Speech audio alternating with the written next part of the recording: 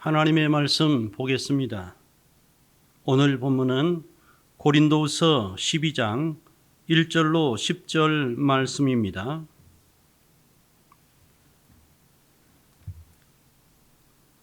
제가 봉독해 드립니다. 무익하나마 내가 부득불 자랑하노니 주의 환상과 계시를 말하리라.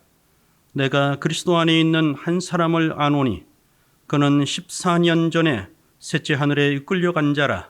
그가 몸 안에 있었는지 몸 밖에 있었는지 나는 모르거니와 하나님은 아시느니라. 내가 이런 사람을 아노니 그가 몸 안에 있었는지 몸 밖에 있었는지 나는 모르거니와 하나님은 아시느니라. 그가 낙원으로 이끌려가서 말로 표현할 수 없는 말을 들었으니 사람이 가히 이루지 못할 말이로다. 내가 이런 사람을 위하여 자랑하겠으나 나를 위하여는 약한 것들 외에 자랑하지 아니하리라. 내가 만일 자랑하고자 하여도 어리석은 자가 되지 아니할 것은 내가 참말을 함이라. 그러나 누가 나를 보는 바와 내게 듣는 바에 지나치게 생각할까 두려워하여 그만두노라. 여러 계시를 받은 것이 지극히 크므로 너무 자만하지 않게 하시려고 내 육체에 가시고 사탄의 사자를 주셨으니 이는 나를 쳐서 너무 자만하지 않게 하려 하심이라. 이것이 내게서 떠나가게 하기 위하여 내가 3번 주께 간구하였더니 나에게 이르시기를 내 은혜가 내게 족하도다. 이는 내 능력이 약한 데서 온전하여짐이라 하신지라. 그러므로 도리어 크게 기뻐함으로 나의 여러 약한 것들에 대하여 자랑하리니 이는 그리스도의 능력이 내게 머물게 하려 함이라. 그러므로 내가 그리스도를 위하여 약한 것들과 능력과 궁핍과 박해와 곤고를 기뻐하노니 이는 내가 약한 그때에 강함이라. 아멘. 잠시 기도드리겠습니다. 사랑하는 아버지, 감사합니다. 부족한 종을 세워서 영광의 이 복음을 전하게 하셨으니 부족한 죄인이 누가 되지 않게 하여 주시고 우리 아버지의 마음속에 있는 그 불타는 사랑을 하나님 아버지여 비록 부족하지만 잘 드러낼 수 있도록 축복해 주옵소서. 말씀을 듣는 자들 간절한 마음으로 말씀을 듣게 하여 주옵시고 두렵고 떨림으로 우리의 구원을 이루어가며 우리 하나님의 기쁘신 뜻을 이루어가는 귀한 말씀의 씨앗이 떨어지는 시간 될 수 있도록 축복해 주시옵소서. 감사하며 예수님 이름으로 기도하옵나이다. 아멘. 할렐루야. 우리 귀한 여러분을 주님의 이름으로 축복합니다. 오늘 본문을 통해서 전해드릴 말씀의 제목은 고통 중에도 기뻐하십니까? 고통 중에도 기뻐하십니까? 하는 제목으로 말씀 전해드리도록 하겠습니다. 기독교는 역설의 종교라고 할 수 있습니다. 성경은 역설의 말씀의 집합이라고 할 수 있습니다. 역설이 무엇입니까, 여러분? 말이 안 되는 것 같은데 말이 되는 것이지요. 말이 안 되는 것, 모순되는 것 같은데 그 속에 무언가 진리를 내포하고 있는 것이 역설이지 않습니까? 안 되는 말을 되는 말로 그렇게 믿는 것이 기독교의 신앙이라고도 할 수 있겠습니다. 심령이 가난한 자는 복이 있나니 천국이 그들의 것이며. 여러분, 가난이 무엇이 좋습니까? 그런데 심령이 가난한 자, 그것은 심령이 가난한 거지 무슨 실제로 가난한 것 아니잖아요. 그렇지만 분명히 여기에는 어떤 고통이 있으므로 심령이 가난하다는 것을 그렇게 분명히 표현하고 있습니다. 심령이 가난한 자 복이 있고 애통하는 자가 복이 있고 말이 안 되지요. 그런데 이런 사람들이 복이 있다는 거예요. 의에 줄이고 목마른 자는 복이 있나니 그들이 배부를 것이며. 나중에 배불러야 무슨 소용이 있어. 지금 배불러야지. 그런데 이들이 복이 있다는 거지요. 역설입니다. 자기의 생명을 사랑하는 자는 잃어버릴 것이요 이 세상에서 자기의 생명을 미워하는 자는 영생하도록 보전하리라. 우리 주님께서 말씀하신 말씀입니다. 자기의 생명을 사랑하지 않는 자가 어디에 있습니까? 자기의 생명을 보호하고 양육하고 사랑하지 않아요. 그런데 자기 생명을 사랑하는 자는 잃을 것이다. 이 세상에서 자기의 생명을 미워하는 자만이 영생하도록 그 생명을 보존할 것이다. 참으로 놀라운 말씀임과 동시에 이런 말씀을 우리의 말씀으로 받기가 참 힘든 그런 말씀입니다. 그러므로 신자라 성도라 한다는 것은 결국 이 역설의 진리를 받아들이는 자, 그것을 더 나아가서 적극적으로 기쁨으로 추구하는 자라고 할 수도 있겠습니다. 이 역설의 진리가 내 것이 되지 않고서는 성경이 내 것이 될 수가 없습니다. 어떻게 여러분 항상 기뻐할 수 있습니까? 쉬지 않고 기도할 수 있겠습니까? 범사에 감사는 또 무엇입니까, 여러분? 이게 가능키나 하겠습니까? 그런데 이것이 그리스도 예수 안에서 너희를 향한 하나님의 뜻이라는 거예요. 만약 역설의 진리가 기쁨으로 내 것이 되지 않는다면 성경의 많은 말씀들이 결국은 수수께끼로 남고야 말 것입니다. 현실을 위해서 주의 이름을 부르느냐, 아니면 정말 주님의 뜻을 위해서 주의 이름을 부르느냐, 그것이 무엇이냐에 따라서, 무엇이 실제적이 되느냐에 따라서 우리는 성경이 이해될 수 있을 것입니다. 예수님의 말씀이 기쁨으로 다가올 수 있을 것입니다. 바울의 말이 또한 바울의 말로 끝나는 것이 아니라 나의 체험이 될 수도 있을 것입니다. 오늘 살펴볼 바울 사도는 이 역설의 진리를 가장 잘 보여주는 인물 중 한 사람입니다. 바울에게는 하나님을 찬양하거나 기뻐할 만한 그의 삶 현실 속에서는 별로 그런 조건이 없어요. 물론 핍박자였던 자신을 구원해 준 하나님의 은혜가 너무나 크고 놀랍기 때문에 평생 그 은혜에 매여서 살기는 살았지만, 그가 종으로 부름받아서 사역하는 그 자리에서는 정작 그를 낙심시킬 만한 조건들이 너무나 많았다는 것입니다. 바울이 애정을 쏟아부은 고린도 교인들 중에 다는 아니고 일부가 바울을 심하게 비난했습니다. 인격적인 그런 어떤 상처를 입혔습니다. 바울은 육신을 따라 행하는 자가 아니냐, 굉장히 신령한 자인 채 하지만 육신으로 행하는 자다, 무언가 욕심이 있는 자다, 숨긴 의도가 있는 자다. 바울이 예루살렘 교회가 어려워지니까 그 모교회를 좀 돕자고 헌금을 독려한 것이 아마 이런 말을 만들어냈는지도 모릅니다. 바울의 진심을 이해하지 못한 측에서는 이렇게 말할 수 있었을 거예요. 그러나 그것은 바울에게 심각한 타격이 되었을 것입니다. 그의 편지들은 무게가 있으나 힘이 있으나 정작 만나보면 너무 시원치 않다, 말도 시원치 않고 그의 모든 것이 약하더라.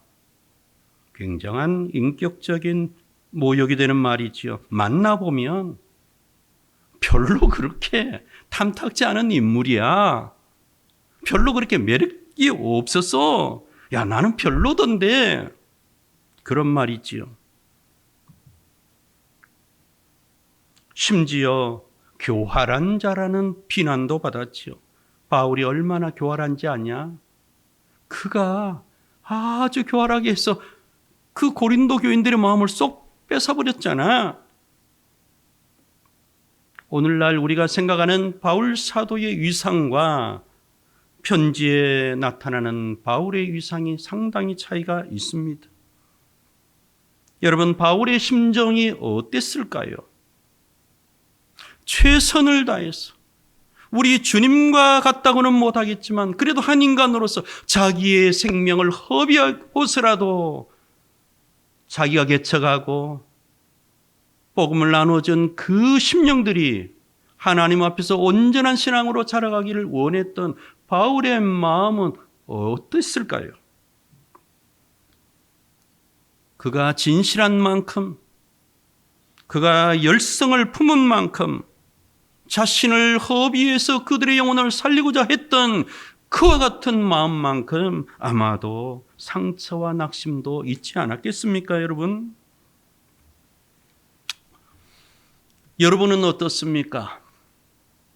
최선을 다해서 직장에서 일터에서 일했는데 일한 만큼 그렇게 승진도 되지 않고 혹시 대우를 받지 못하고 있지는 않습니까? 정직하게 일하면 수고하면 내가 땀을 흘릴 만큼 열매를 보상을 받을 것이라 생각했는데 그에 미치지 못해서 마음이 상해 있습니까? 어떤 사람은 수고도 별로 안 했는데 무언가 대박을 터뜨렸다, 돈을 벌었다더라. 여러분의 마음이 어떻습니까, 여러분? 이 정도만 우리가 이야기해도 마음이 무거워지잖아요. 무언가 돈을 얻기 위해서, 무언가 이득을 얻기 위해서 내가 생활하는 직장 생활을 통해서 아니면 사업을 통해서도 낙심이 크다면, 내가 노력한 만큼 보상이 오지 않으면 인간에게 그것도 전혀 바라는 보상 없이 투자한 그와 같은 이후의 낙심이 얼마나 여러분 크겠습니까?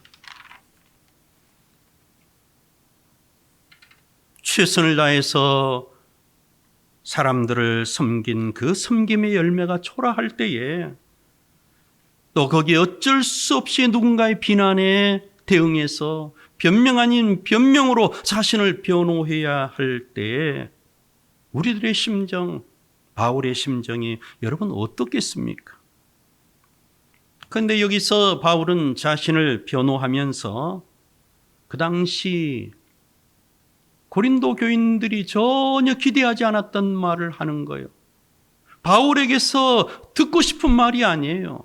어떻게 보면 너무나 자신을 미화하고 너무나 자신을 대단하게 생각하는 그런 말을 해요.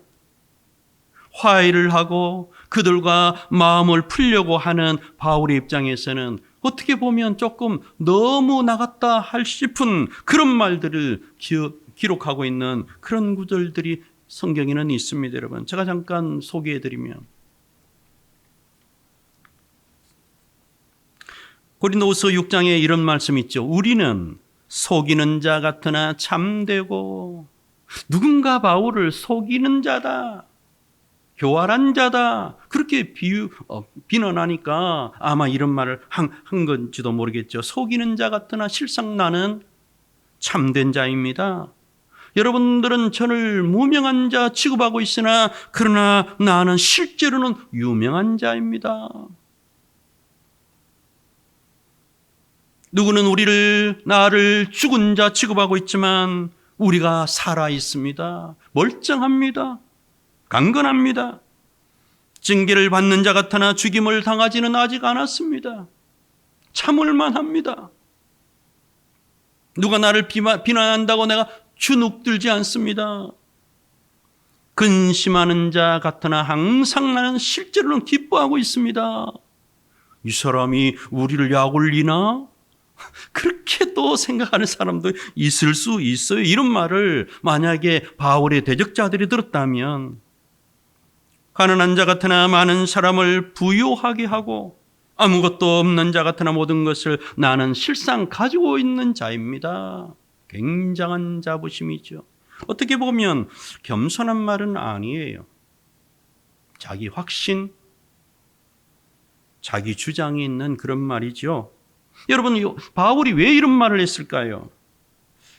자신을 좀 속사정을 이해해 달라고.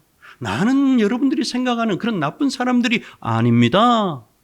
알아달라고 믿어달라고 그런 어떤 요구가 분명히 있습니다. 그러나 저는 바울의 편지들을 읽을 때마다 느껴지는 것이 있다면, 바울은 기회 있을 때마다 자신이 어떤 사람이냐, 나는 어떤 사람이냐, 여기에 대해서 정리하고 지나갑니다.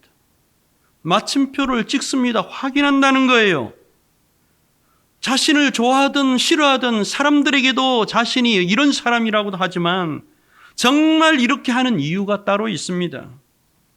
그 이유란 것은 자기 자신에게 스스로 자신의 신분, 정체성을 확인시키는 거예요.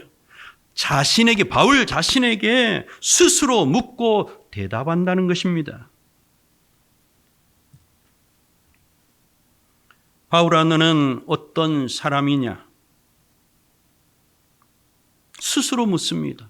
저 바울은 이런 사람입니다. 사람들은 저보고 속이는 자다, 모명한 자다, 죽은 자와 같다, 징계를 받는 것 아니냐, 근심만 하고 있네, 가난한 자 아니냐, 아무것도 없네, 그렇게 비난하고 저를 그런 취급합니다. 사람들이 아는 바울은 이렇습니다. 그러나 또 다른 내가 있습니다. 사람들은 알지 못하지만 하나님이 알아주시는, 하나님이 평가하는 그런 사람, 또 나 바울이 바로 그런 사람입니다. 바울은 누가 뭐라 해도 자신 스스로 묻고 대답하면서 자신의 정체성, 자신의 영적 신분, 하나님 안에서 자기의 위치를 확인하고 있습니다. 여러분, 왜 바울은 자신의 약한 모습을 자랑합니까? 초라한 모습을 우리 12장 여기에서부터 보지만 11장 읽어보면 고생을 지지리도 한 것들, 그저 매맞고 쫓겨다니고 굶주리고 추위에 시달리고 영광스러울 것 없지요.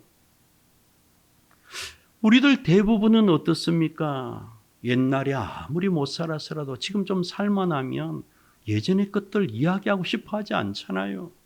뭐가 그렇게 자랑스러워서 예전에 궁상 맞던 시절, 못 살았던 보릿고기 이야기, 그것을 자랑스러워만 할 사람이 있겠습니까? 그런데 바울은 이 고생스러운 이야기를 해요. 누가 알아주지 않는데, 알아달라고 하는 것은 아니지만 그런 이야기들을, 초라한 이야기들을 거리낌 없이 합니다. 오늘 본문 고린도후서 12장 제가 읽어드린 1절로 10절에 바로 이 대답이 나와 있습니다. 바울은 사람들이 어떻게 생각하든 어떻게 저렇게 담대한 말을 하지? 사람들이 별로 그렇게 듣고 싶지 하지 않는데 자기 고생하는 이야기들을 그렇게 어떻게 하지? 그 이유가, 그 대답이 오늘 본문에 있습니다. 바울은 여기에서 한 사람 안에 두 사람의 성격을 이야기하고 있습니다. 우리가 다 잘 알듯이 오늘 본문은 너무 대사도들은 권위를 인정하고 자신을 무시하니까, 심지어 자신이 전한 복음까지도 왜곡시킬 정도로 권위를 인정하지 않으니까 어쩔 수 없이 무익하지만 자랑 아닌 자랑을 해보겠다. 내가 거짓말은 아니고 참말이니까 자랑이라는 것이 유익될 것도 없지만 그러나 너희들이 나를 시킨 것이니 어쩔 수 없이 좀 해야 되겠다면서 지금 바울은 고린도 교인들에게 자신이 경험한 영적 체험을 전달해주고 있습니다. 거기에서 한 사람인데 두 사람 같이 말한다는 거예요. 내가 어떤 사람을 한 사람 알고 있습니다. 이 사람은 14년 전에 셋째 하늘, 그 당시 셋째 하늘이라는 것은 유대인들이 가장 하나님과 가까이 있는 장소, 천국을 말하는 거죠. 천사들이 있는 곳. 그 셋째 하늘에 이끌려갔습니다. 나는 몸으로 갔는지 아니면 몸을 떠나서 영만 갔는지 모르지만 하나님은 아실 것입니다. 누가 봐도 바울 자신을 이야기한다는 것을 알 수 있을 정도로 그렇게 남 이야기하듯이 하는 거예요. 내가 이런 사람을 알고 있습니다. 굉장한 사람 아닙니까? 누가 여러분 하나님 계신 그 존재 앞에 불려 올라갈 사람이 있습니까? 인간이, 살아있는 사람이. 대단한 체험이죠. 이것이 사실이라면 그의 영적 권위를 함부로 할 수는 없을 것입니다. 하나님이 아무나 그렇게 하겠습니까? 이런 사람을 위해서는 나는 자랑할 수 있습니다. 왜? 하나님이 그를 신뢰했고 하나님이 그에게 권위를 줬기 때문에 이런 일이 벌어졌어요. 이런 사람을 자랑할 수는 있을 것입니다. 이런 사람 정도 되면 자랑할 수 있지 않겠습니까? 자랑할 만하지 않겠습니까? 이런 말이에요. 그러나 정작 나를 위해서는, 여러분들이 알고 있는 바울 나 자신을 위해서는 나는 자랑을 그만두겠습니다. 어떻게 보면 모순되지요. 사실은 자기가 인정받고 싶은 마음에, 사도의 권위를 인정받고 싶은 마음에 이 이야기를 꺼냈으면서도 사실은 자랑은 다 해놓고 자랑하지 않겠다는 거예요. 바울의 마음의 갈등, 사실은 이 말을 자신이 만들어낸 건 아니에요. 이렇게밖에 표현할 수 없는 그 환경을 하나님께서 주셨다는 거예요. 더 읽어보면 7절에 보니까 여러분 이런 말씀이 있죠. 여러 계시를 받은 것이 지극히 크므로 너무 자만하지 않게 하시려고 내 육체에 가시고 사탄의 사자를 주셨으니 이는 나를 쳐서 너무 자만하지 않게 하려 하심이라. 우리 여기에는요 자만이라고 되어 있지만 또 다른 성경에는 교만이라고 아주 직설적으로 표현되어 있어요. 교만이나 자만이나 스스로 높이는 거니까 똑같은 것이죠. 바울이 받은 계시가 셋째 하늘에 이끌려가서 받았던 보고 들은 것이 너무나 엄청나기 때문에 사람인 이상 교만할 수 있습니다. 자기 권위를 계속 주장할 수 있는 위험성이 있어요. 그래서 하나님은 자만해서 망하지 않도록 사탄의 사자를 가시를 몸에 주었다. 그렇게 표현하고 있어요. 얼마나 그것이 어떤 괴로운 질병이었는지 어떤 이유는 분명히 모르지만 그것이 괴로워서 사역하는데 너무나 방해되니까 주님 이것 좀 가져가 주세요. 3번이나 기도했다는 거예요. 간절하게 간구했다는 거예요. 그러나 주님은 거절을 합니다. 그러면서 하시는 말씀이 내 은혜가 내게 족하도다. 이는 내 능력이 약한 데서 온전하여짐이라.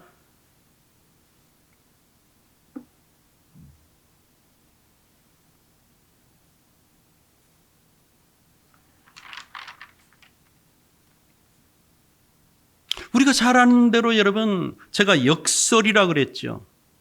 역설. 말이 안 되는 모순이 있다는 거예요. 한 문장 안에. 아니 내가 그렇게도 간절하게 내 몸에서 떠나가게 해달라고 기도한 그 기도가 거절당했잖아요. 그러면서 돌아오는 대답은 그만해도 족하다. 너 약할 때 내가 함께 한다는 것을 모르겠느냐? 또 그게 복이 된다는 거 믿어라. 별로 반갑지 않은 말 같아요. 누가 기뻐하겠습니까? 좋아하겠습니까? 기도 응답이 거절당했는. 그런데 바울은 우리 주님의 이 말씀을 냉면 그대로 믿습니다. 그러므로 도리어 크게 기뻐함으로 나의 여러 약한 것들에 대하여 자랑하리니 이는 그리스도의 능력이 내게 머물게 하려 함이라. 그러므로 내가 그리스도를 위하여 약한 것들과 능력과 궁핍과 박해와 곤고를 기뻐하노니 이는 내가 약한 것들에 강함이라. 참으로 역설이지요. 왜 바울은 말이 안 되는 역설의 진리를 계속 주장하고 있습니까? 그리스도가 어떤 분이신지를 아는 사람만이 가질 수 있는 역설의 진리죠. 우리는 내가 원하는 것이 거절되면 우리는 불행하다고 생각하죠. 내가 바라는 것이 이루어지지 않을 때 우리는 한숨 쉬잖아요. 원망하고 불평하잖아요. 대부분이 그렇잖아요. 그런데 바울은 한 번이 아니라 두 번, 세 번 간절하게 그것도 하나님, 내 몸에서 이 가시가 질병이 떠나갈 수 있으면 좋겠습니다. 제발 가져가 주세요. 내가 더 열심히 일하지 않겠습니까? 이것 때문에 사역이 방해를 받습니다. 사람들이 저의 말을 의심합니다. 바울은 몸이 질병까지 가지고 있으면서 머나움을 치료한다고 설교한다고 하느냐? 그러지 않겠습니까? 그렇게도 바울을 신뢰하고 속 깊은 이야기를 하시는 주님은 그러나 냉담하게 거절하잖아요. 뭐 때문에 기뻐하겠습니까? 그것도 크게 기뻐할 일입니까, 여러분?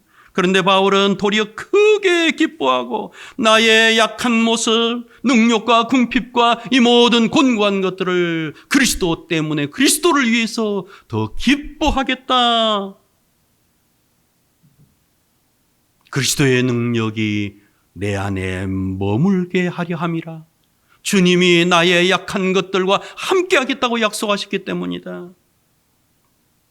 바울의 모든 말이 안 되는 이 역설의 말들은요, 그리스도가 어떤 분이신지를 우리가 아직 모르기 때문에 이해가 되지 않는 거예요. 바울은 이미 빌립보서에서 이런 말을 했지요. 그러나 무엇이든지 내게 유익하던 것을 내가 그리스도를 위하여 다 해로 여길 뿐더러 또한 모든 것을 해로 여김은 이제까지 내게 유익하다고 생각했던 것을 나는 이제부터는 해로 여기는 자가 되었습니다. 예전에는 자랑스럽고 내게 소중하던 것이 더 이상 소중한 것이 아니라 내게는 영적으로 해로운 것이 되고 말았습니다. 그것은 내 주 그리스도를 아는 지식이 가장 고상하기 때문임을 내가 알기 때문입니다. 나는 그리스도를 위하여, 그를 위하여 모든 것을 잃어버릴 각오가 되어 있습니다. 이미 버리기도 했지만 앞으로도 버릴 것입니다. 배설물로 여깁니다. 그것은 그리스도를 얻고 그 안에서 내가 내 이름, 바울이라는 이름이 그리스도 안에서 발견되려 하는 그 한 가지 소망 때문입니다. 여러분 어떻습니까? 저와 여러분, 바울과 같이 그리스도를 얻는다면 내가 이제껏 내게 유익하다고 생각했던 것을 다 버릴 수 있습니까, 여러분? 그리스도를 이 땅의 모든 것보다 더 우위에 두는, 가치를 두는 그런 자가 될 수 있습니까, 여러분?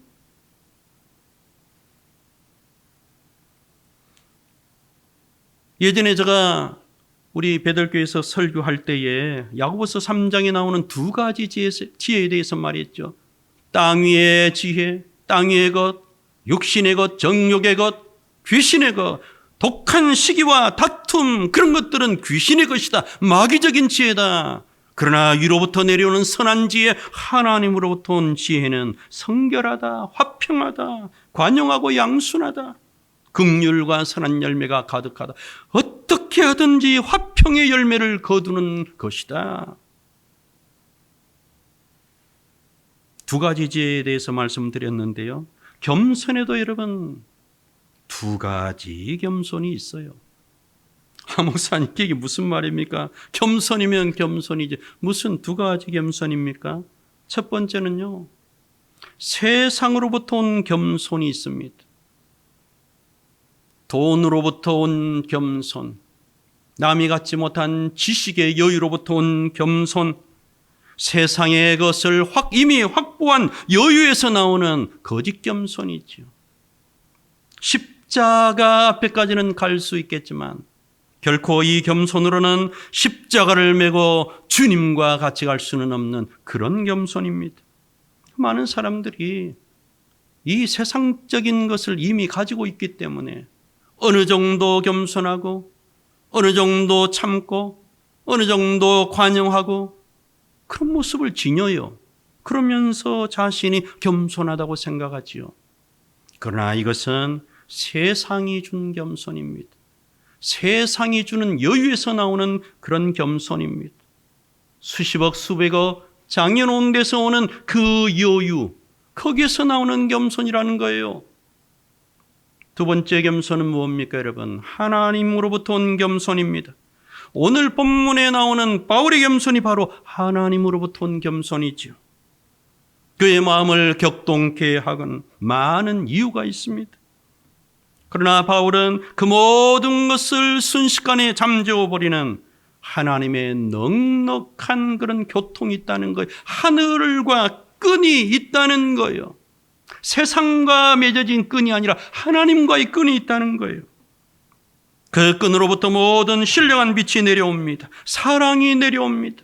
관용이 내려옵니다. 이 땅의 모든 격동의 감정을 잠재우는 주님의 평가, 주님의 위로가 있다는 것이죠. 바울아, 내가 너를 알아주면 되지. 무엇이 더 필요하지?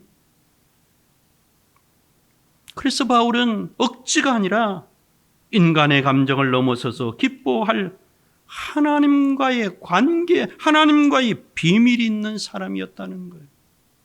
그래서 그는 어떻게 보면 억지 같지만 역설의 진리를 누구보다도 많이 말한 사람이었다고 생각할 수 있습니다.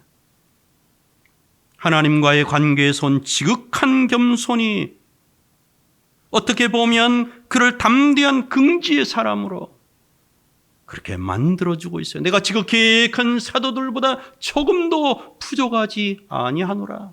아유, 자기 주제를 알지 어떻게 저렇게 말할 수 있어? 할지 모르지만 바울이야말로 하나님이 자신을 평가하고 하나님이 믿어주는 그 담대함으로부터 나오는 겸손 위에 또 다른 긍지가 있습니다. 자부심이 있습니다. 여러분, 바울의 기쁨의 근원을 우리도 좀 갖고 싶지 않습니까? 저는 참 너무 부러워요. 정말 그렇다면 정말 이 역설적인 말씀 한 말씀, 하나님의 역설적인 말씀 한 구절을 내 것으로 먼저 만드는 연습을 해봅시다. 가장 간단한 것이 여러분 무엇이 있죠? 범사에 감사라. 이것이 쉽습니까, 여러분? 범사에 감사라. 제가 이번 주일에요, 저희 가정에서 이제 교회로 오기 전에 샤워를 하고 있었습니다. 샤워하고 이제 속옷을 입잖아요. 그런데 이 속옷을 입는데 분명히 이렇게 보고는 아, 이게 앞이야 하고 이렇게 입었는데 아, 이게 거꾸로 입은 거예요. 이게 평소 같으면 짜증을 내죠. 그런데 이번 주일 내내 고통 중에도 감사하는 것. 특별히 머린 목사님, 캐로도스 목사님, 그분의 책을 제가 다시 한번 꺼내서 읽고 감명을 받은 그런 마음에 무엇이든지 감사하다. 그분의 그 주장은 어떤 경우에도 찬양하고 기뻐하는 거죠. 하나님의 뜻을 인정하는 것, 하나님 범사의 하나님을 인정하는 거예요. 올람전에 참석해서 분명히 떠날 시간에 지체하면 위험한데 그 지체된 것 때문에 살아난 그런 어떤 일이 있는 거예요. 만약에 제 시간에 같으면 다 죽는 거죠. 제가 그 샤워하고 몸이 여유 있는 상태에서 그 속옷이 다시 벗어집니까? 평소 같으면 짜증냈을 거예요. 근데 하나님 감사합니다. 잠깐의 그 지체를 하나님은 필요해서 주셔. 물론 내가 주의가 깊지 못해서 하지만 내 실수지만 나를 원망할 수도 있지만 짜증내기보다는 모든 것을 감사하고 평강의 마음을 얻는 거예요. 실수를 통해서도 감사, 잘해도 감사, 못해도 감사, 나 자신에게도 관용하고 다른 사람에게도 관용하면서 하나님이 나를 어떻게 대우하든지 선하신 뜻으로 믿으면서 감사하는 것, 이 연습이 필요한 거예요. 범사에 감사하라. 여러분, 내 형편이 불만족스럽습니까? 내 형편을 허락하신 하나님을 인정해 봅시다, 여러분. 이 형편에서 나를 새롭게 하시는 하나님의 선하신 뜻을 한번 믿어봅시다, 여러분. 그리고 하나님을 한번 기뻐하며 찬송해 보지 않겠습니까? 요즘 젊은 사람들이 헬스클럽, 뭐 또 휘트니스 클럽이라고 그러죠. 많이 운동을 가잖아요. 돈 주고 가죠. 뭐 시설 좋은 데는 굉장히 비싼 것 같아요. 야, 이런 것도 있구나. 와, 이거 이번에 새로 또 뭐 들여놨네. 야, 대단하다. 야, 여기 뭐 시설이 너무 좋아. 하나하나 보면서 신기해하고 돈을 줬기 때문에 다 앉아보고 해볼 거예요. 이 모든 것이 나를 단련하고 내 몸을 멋지게 만들어준다고 생각하니까 야, 이거 필요 없는 거 복잡하게 왜 갖다 놨어? 이거 좁아 죽겠는 그런 사람은 아마 없을 거예요.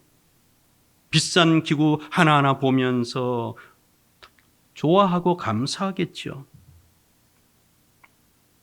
이제 여러분, 우리 자신 한 사람 한 사람을 훈련시키기 위해서 마련해둔 환경을 믿음의 눈으로 한번 바라봅시다.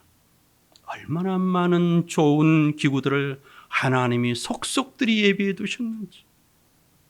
여러분, 우리가 믿음의 눈으로 본다면 보일 것입니다.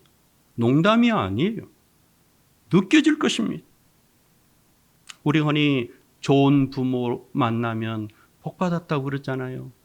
예전에 저만 해도 어릴 때 대학 공부 한 그 부모님들 많이 없었죠. 저도 동네 고등학교 다닐 때 가정조사 하면은요, 제가 어떻게 하다가 고등학교 2학년 때 그 글씨를 좀 쓴다는 이유로 제 담임 선생님이 뭐를 시켰어요. 과정 형편들 그런 것들 다 예전은 다 수작업이잖아요. 볼펜으로 꼼꼼하게 잘할 것 같으니까 좀 믿고 좀 야, 너 성수야 좀 해라. 몇 시간이 걸쳐서 하는데 거기 IQ도 나오고 가정. 그런데요, 저희 부모님들은 한 분은 초등학교, 한 분은 초등학교도 못 나오신 분이지만 거기에 대졸이라고 써 있더라. 심지어 대학원도 있었어요. 몇몇 학생은. 부러웠습니다. 야, 이 아이는. 그런데 그 아이들이 대부분 보면 공부를 잘하더라고요. 그 공부하는 집안의 분위기 때문에 그랬는지 부모의 머리를 받아 공부를 잘해요. 그런데 우리는 어쨌든 많이 배우고 재산도 좀 가지고 있고 교양 있는 부모님들 만나면 그 자식 복 받았다 그러잖아요.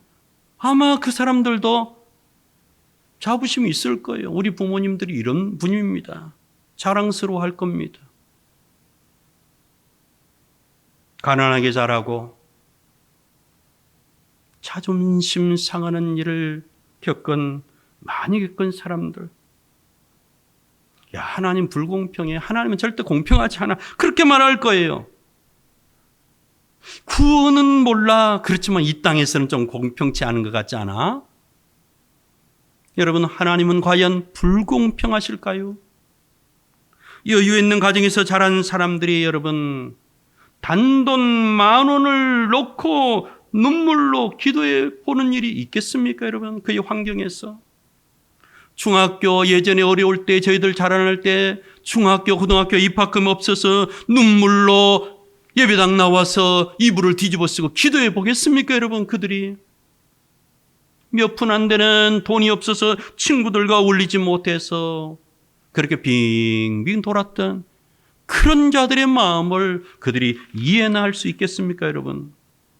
그 모든 시련이 물론 어렵겠지요. 서러웠겠지요. 눈물 나지요. 그러나 그것을 이겨내고 올곧게 자라난 그 사람들, 성숙해진 사람들, 그들의 신앙의 안정감을 날 때부터 부유하게 자란 사람들이 쉽게 따라갈 수 있겠습니까, 여러분? 그 속담에는 있지요. 젊을 때 고생은 고생이 아니다. 돈 주고도 해야 된다 하지만 그것을 실제로 원하는 사람을 저는 보지 못했습니다. 감사하기가 쉽지 않다는 것입니다. 여러분, 하나님은 결코 불공평하지 않습니다. 하나님은 공평하십니다. 여러분, 고난 중에 기뻐하십니까? 찬송하십니까? 고난 중에 기뻐한다면, 찬송한다면 정말로 그분의 신앙은 하나님을 인정하는 것입니다. 세상 것을 가진 자의 여유에서 나오는 겸손은 진정한 겸손이 아니에요. 하나님에게서 받은 평가, 하나님이 주신 신분에서 나오는 그 겸손만이 그를 진정한 사람으로 만들어간다는 것을 믿으시기 바랍니다. 어떤 형편에서도 인내하며 하나님의 사랑을 감사하십시오. 여러분, 기뻐해 보십시오. 찬송해 보십시오. 전혀 다른 신앙의 세계를 경험할 수 있을 것입니다. 이것은 저에게 다짐하는 말이기도 합니다. 저도 아직 이르지 못했어요. 데살로니가후서 3장 5절에 주께서 너희 마음을 인도하여 하나님의 사랑과 그리스도의 인내에 들어가게 하시기를 원하노라. 바울은 겨우 3번 설교하고 쫓겨난, 새 안식일에 그렇게 개척하고 쫓겨난 이 데살로니가 교인들을 향해서 주님께서 당신들의 마음을 인도하시기를 바랍니다. 하나님의 사랑과 그리스도의 인내에 당신들이 쑥 들어가기를 내가 원합니다. 여러분, 저의 눈을 끄는 구절입니다. 하나님의 사랑, 그리스도의 인내. 하나님의 사랑은 우리가 많이 들어서 알잖아요. 그리스도의 인내는 무엇이겠습니까? 그리스도의 인내가 어떻게 나왔겠습니까? 그리스도의 인내라는 것은 십자가에 죽기까지 복종하는 인내 아니겠습니까? 그 인내는 한순간에 형성될 수 있는 성격이 아니에요. 육신을 입고 참된 사람이시기 때문에 그분도 받으신 고난을 통해서 순종함을 배워야 되었다. 히브리서 5장에 말씀하고 있잖아요. 그분도 고난을 통해서 순종을 배웠고, 고난을 통해서 감사를 배웠고, 고난을 통해서 기뻐하고 찬양하는 것을 배워야 될 사람이었다는 것입니다. 그리스도는 많은 그와 같은 연단을 통해서, 고난을 통해서 인내를 배웠습니다. 하나님을 어디까지 신뢰해야 되는지 그는 배웠다는 거예요. 그리스도의 인내는 하나님의 사랑, 하나님이 나를 얼마만큼 어디까지 사랑하고 있는지 그것을 어떤 형편 처지에 있든지 간에 놓치지 않았다는 거죠. 확신했다는 거죠. 거기에서 그의 인내가 나왔다는 것이죠. 여러분, 하나님의 사랑, 그리스도의 인내, 우리도 이 속으로 한번 들어가 봅시다. 성경은 여러분 하나님을 전능한 하나님이라고 그러죠. 전능하신 하나님, 전능하신 하나님, 전지하시고 전능하신 하나님. 이것이 하나님을 위해서 기록되었다고 보십니까? 하나님은 자신을 위해서 기록하지 않고 우리를 위해서 기록하셨어요. 하나님은 전능한 하나님이실 뿐만 아니라 모든 일에 선하시고 자기 아들을 내주기까지 우리를 사랑하시는 하나님이시다. 전능하실 뿐만 아니라, 전능이라는 것은 여러분, 거기서 선한 전능이 아니면 얼마나 무시무시한 말입니까? 여러분, 전능하다는 것이. 그러나 하나님은 온전히 선한 일만 행하실 수 있는 그런 전능자라는 거예요. 그런 전능자. 그것도 자기 아들을 아끼지 아니하고 죄인들을 위해서 내어 주기까지 하시는 선하신 전능자라는 거예요. 너는 그 하나님의 사랑 안에서, 그의 선하심, 그의 전능하심 안에서 온전히 쉴 수 있지 않느냐? 기뻐할 수 있지 않느냐?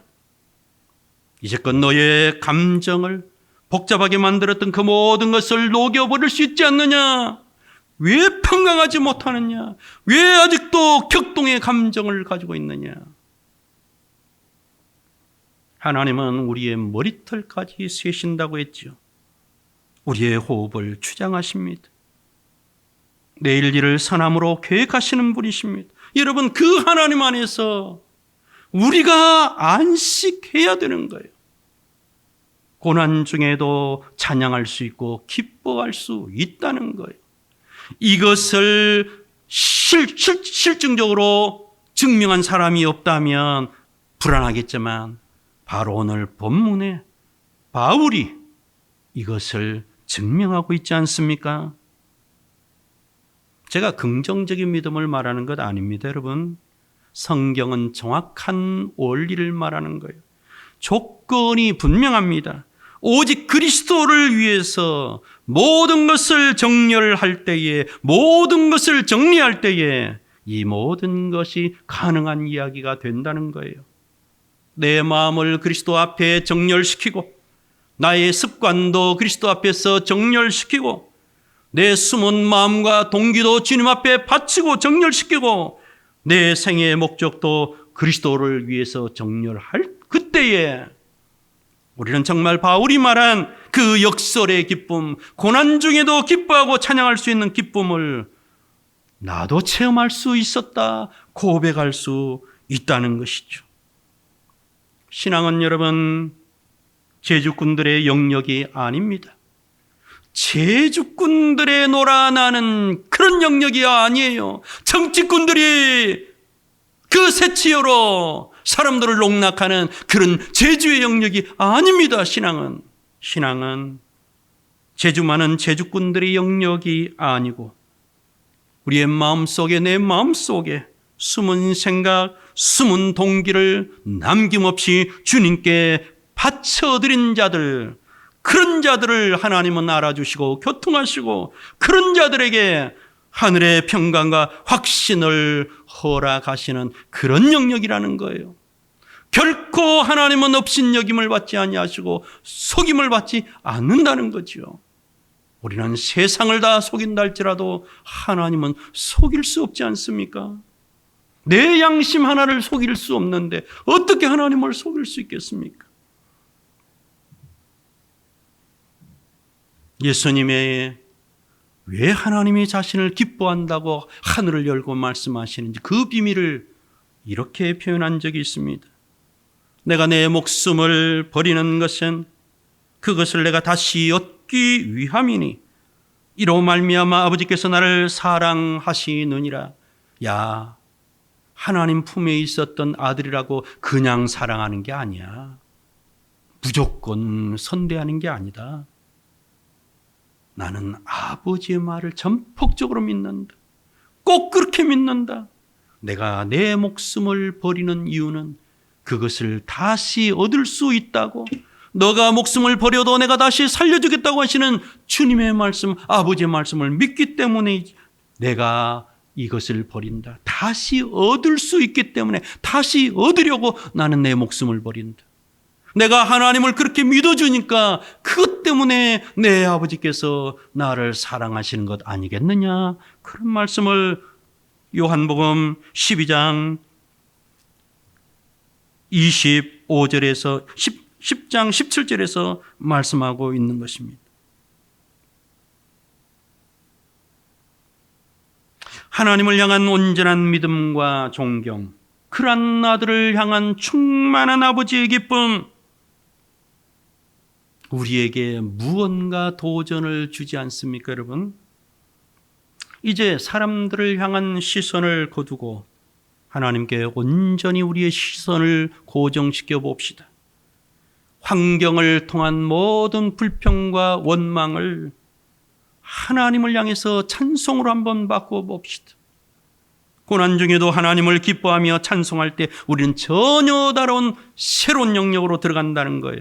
역설의 진리, 고난 중에도 기뻐하며 찬송할 수 있다는 이 역설의 진리를 배운 자들의 가장 큰 특징은 어떤 경우에도 낙심하지 않습니다. 어떤 경우에도 원망하지 않습니다. 어떤 경우에도 마음의 평강과 여유를 잃어버리지 않습니다.